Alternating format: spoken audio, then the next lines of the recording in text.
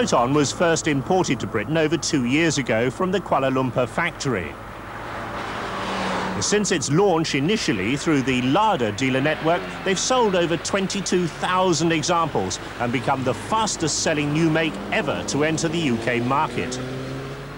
It's already overtaken some very well-known makes, and so far this year their sales are up 30%. That's in a market that's over 25% down on 1990. In February, the 200 dealers sold 1% of the total UK car market. So with most of the industry crying their eyes out over their profit figures, why are the all too few private buyers out there with ready cash choosing to buy a Proton?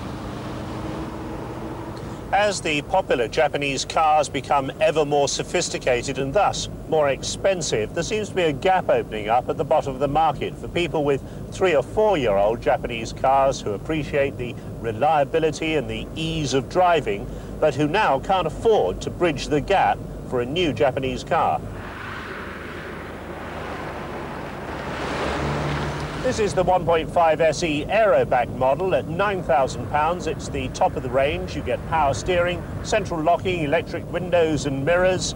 Got a sunroof that winds back over the top of the roof as you adjust it. And you get a nice stereo cassette player.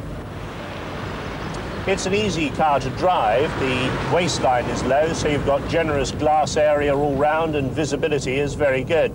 The dashboard is a bit plasticky, early Japanese style, and the switches are distributed rather haphazardly. In particular, the warning flashers are buried down here instead of being on a big red button where you can easily get to them. The shape is also rather reminiscent of Japanese cars a few years ago, perhaps rather angular styling compared to the smooth curves of today's corporate fashions.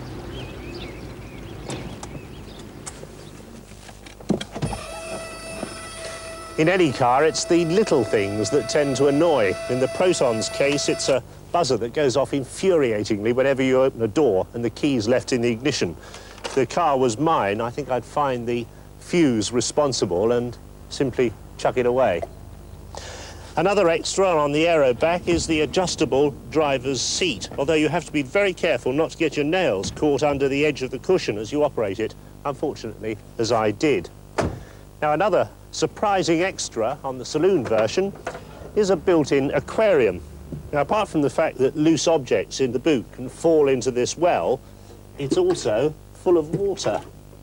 And it's not just down in this pocket. In the spare wheel well, there's evidence of an awful lot of water finding its way in. Don't know where it's coming from. Of course, maybe just water leaks on this particular car, but there is evidence that the fit and finish isn't quite up to Japanese standards. Under the bonnet, well-proven Mitsubishi power units, 1.3 and 1.5 litres. Now, the 1.3 develops 77 brake horsepower, the 1.5 litre unit, 85.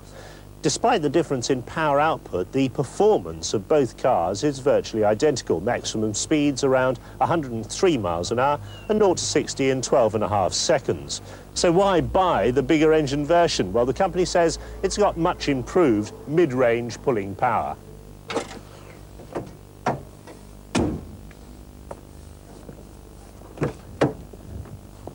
A nice choice of trim material in the Proton and quite nicely finished inside. With the driver's seat set for someone of my height, there's not an awful lot of legroom and headroom distinctly restricted. On the Aeroback version, there's a split rear seat which folds forward for access on long loads. For the class of car, the accommodation inside is pretty good.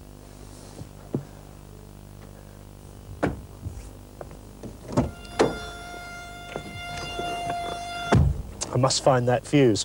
The front seats are quite supportive and comfortable over long distances. Now, although all the 1.5s have power steering as standard, the 1.3 doesn't. The steering isn't very heavy and it's a nice rack and pinion system.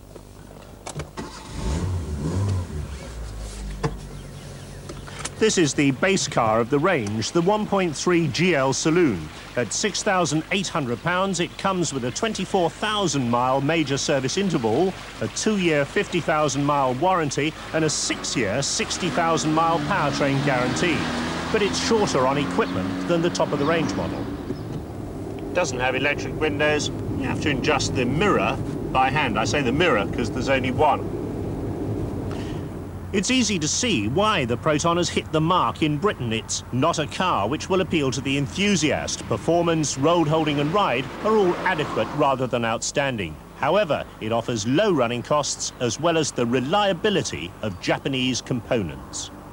So the Proton 1.5 SE is the top-of-the-range model, and it offers excellent value for money, promising good reliability, and the second-hand values seem to be holding up well. Against it, it's rather characterless, the styling's a bit dated, and the layout of the controls rather haphazard. All Protons run on unleaded fuel, and catalysts will be available later.